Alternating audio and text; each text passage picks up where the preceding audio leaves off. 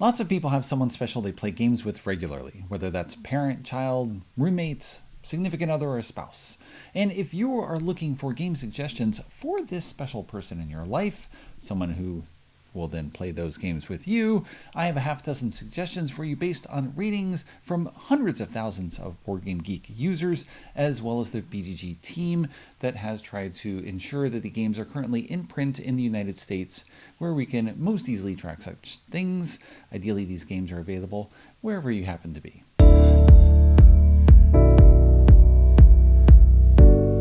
We'll kick things off with SHŌBU, a perfect information abstract strategy game, which is often what people have in mind when they think of two-player games. Here's the game set up and ready to play, with each player having 16 stones divided across 4 boards. On each turn, you're going to take 2 actions, a passive action, then an active action. The passive action is played on one of your home boards, that is the 2 boards that are closest to you, and you choose one of your stones and you move it in a free direction, as many spaces as you wish. You can't go off the board, you can't push anyone. I can move 1 space in this direction. I then choose one of the 2 boards of the other color. So this is the light board. I have to choose a stone of mine on the dark board and move that same direction and that same distance. It doesn't have to be the same stone. That is the second stone here. Any stone I want. The other player is going to go, maybe they go 2 spaces this way. Oops. 2 spaces this way on their home board. Then they have to go on one of these boards 2 spaces. However, what you're trying to do is push the other player off the board. So if I move 2 spaces here on this light board, I can move this stone 2 spaces this way as the active action and push this stone off the board. If I remove all 4 stones of an opponent from any single board, I win. SHŌBU can be explained in less than a minute, and games can be rather short as well, especially because you will often make silly moves as you are first learning the game and not understanding the consequences of what you are doing. But you can play the game repeatedly, get much better as you go on, and the game has a relatively small footprint, so it will fit in small spaces as you travel.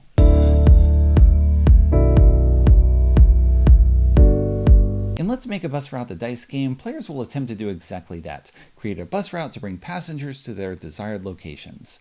On each turn as the active player, you roll 6 dice and then choose 3 of them to represent passengers on your personal board. The elderly, workers, students, women and children, they all have different places they want to go. As the passive player on a turn, you choose one of the remaining 3 dice, and that indicates the distance that your bus will go on the shared city map, with you marking it off as you go to different places, trying to hit universities where students want to go, or sites for tourists. As you play over the 24 turns, you're going to keep score, ideally delivering large groups of tourists all at once to a site, just picking up as many elderly people as you can because each one of them is happy to travel wherever you happen to be going. You've got different locations you're trying to hit, and at the end of the 24 turns, you tally up the scores to see who has won.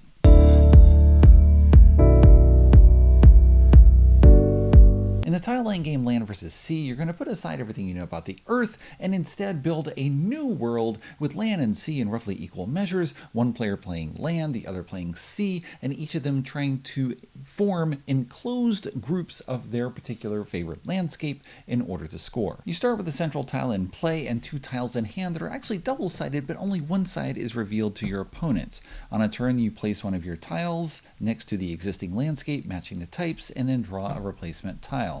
The next player is going to go as well, and you are trying to enclose areas. So if I am land and this player is sea, they're trying to close this off here and create something with land that possibly will never be closed off. You can look at both sides, however, and there are bonuses that you can play. In this case, this means to play again. So I immediately play my second tile, and perhaps I can figure out how to close something off well. Or I have this steel symbol on the side, so if I play this, I'm going to take one of the tokens from my opponent. I don't know what's on the other side, but if I see something that's particularly good for them in terms of closing something off, maybe I can snatch it away. Or maybe I just want to work on closing this shape here. When a shape is completely surrounded, if this land were closed off completely, for example, closing this here and doing something like this, then the land player is going to score 1 point for each tile that exists in this area. If there are bonus pluses on an area when it's closed, the player who closed off the area scores those points, not the player who owns that terrain. There is a whirlpool and volcano tile, and if you create an area that's completely enclosed with water or land, you're going to drop this in here, and there's a ton of bonus points on that. Once you get familiar with land versus sea, you can add the mountains and coral expansion, or the caravans and ships expansion, or both, to make use of features that are already on the tiles to have additional scoring opportunities. In addition, while we're focusing on two-player games in this segment, I will mention that you can play this game with 3 players, where you have land versus sea versus mountains and coral, the third player taking control of them. You can also play with 4 players in teams, still land versus sea, the traditional natural way to battle.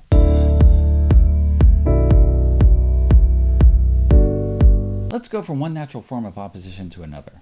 In Lawyer Up, players represent attorneys, one for the defense, one for the prosecution, with these players competing in a case to see who will come out on top. The base game includes 2 cases, and additional cases are available as expansions.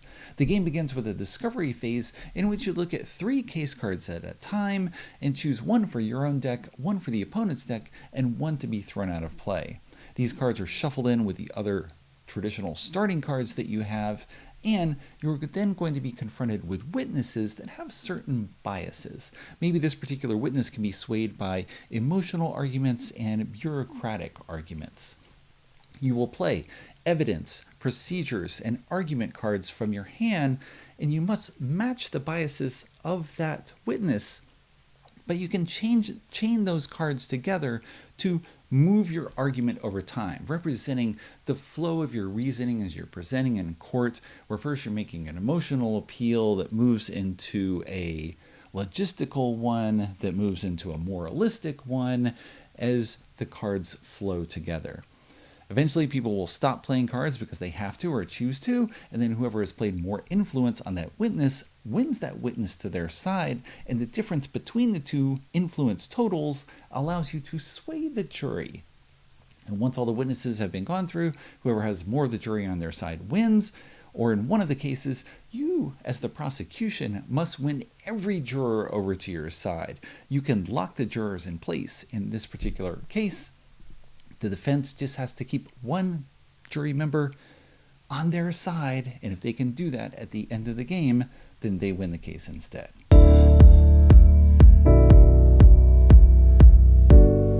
Targi is a classic 2-player design in which you represent a leader of a Tuareg tribe in the Sahara Desert, and you are trying to add more members to your tribe. The game board of Targi is comprised of cards, with the border being the same in each game, and the center being comprised of random goods and tribe cards. The game lasts 12 rounds, and in each round of the game, players are going to take turns placing their figures on action spaces, the 12 action spaces surrounding the board, but you cannot go where the robber is located, you cannot go where another player is located, and you cannot go opposite another player as well. So the blue player cannot place here or here because they are opposite those tribe members. After you have placed all of the figures, you are going to see where these figures intersect if you move down the line. And then you are going to carry out the actions on the cards. You can do them in any order, so I can pick up dates and even more dates and salt, but I might want to get this tribe card first because for the trade cost of 2 salt and a pepper, I'm going to add this card to my collection. It gives me 1 point and the power that in each round when I acquire salt, I get a bonus salt. So get this card first and then get this salt, which means I'm going to get my 2 salt back again immediately. Each card will be replaced by a card of the opposite type. You are going to add the tribe cards to your collection. You're going to have at most 3 rows with 4 cards going across. There are 5 types of tribe figures, and if you get all 4 the same, you get bonus points. If you get all 4 different, that's bonus points. And the game ends the round that someone collects their 12th tribe member, or after you've finished 12 rounds of the game. At the end of the round, the robber moves to the next action space, and that's out of play, representative of the little challenges that add up over the course of the entire game. When the robber reaches the corner, you have a raid where you lose resources or victory points. The opponent is constantly going to be taking the action spaces or the goods or the tribe cards that you wish to have. You have at most 10 resources at once in your hold, so you can't just stockpile everything and then spend them all at once for the tribe members. You must pay for the tribe members as you are acquiring them. You can hold at most one in your hand that's just going to sit there and laugh at you until you finally get it into play. You've got a lot of little challenges that come together into a rich and enticing game.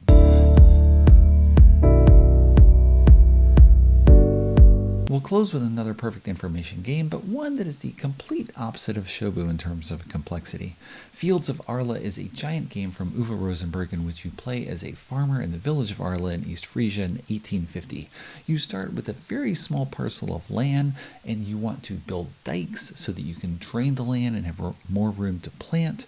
You will cut peat, you will cut down forest, you will get animals, you will buy equipment, you will build buildings, you will have all sorts of crops, you will have clothes for the different seasons of the game, because the game lasts 9 half years, and at the end of each half year you have a period which you must supply food. There are 15 different actions available in summer and 15 in winter, 30 actions overall. There's so much to consider and do in a relatively short period of time. The game lasts 1 to 2 hours depending on how familiar you are with it and how thoughtful you are with all of the choices that you have available to you. There is a lot to consider, and at the end of the period, you get to look at your land and see all that you've done. That's a wrap on BGG's recommended games for couples and our 2021 holiday gift guide. For more suggestions, you can go to BoardGameGeek.com/gift guide, and you will find recommendations for all types of games, more than 100 total in 19 different categories. You're sure to find something that you'll like, or more importantly, sure to find something that someone else will like as you're trying to find gifts this holiday season.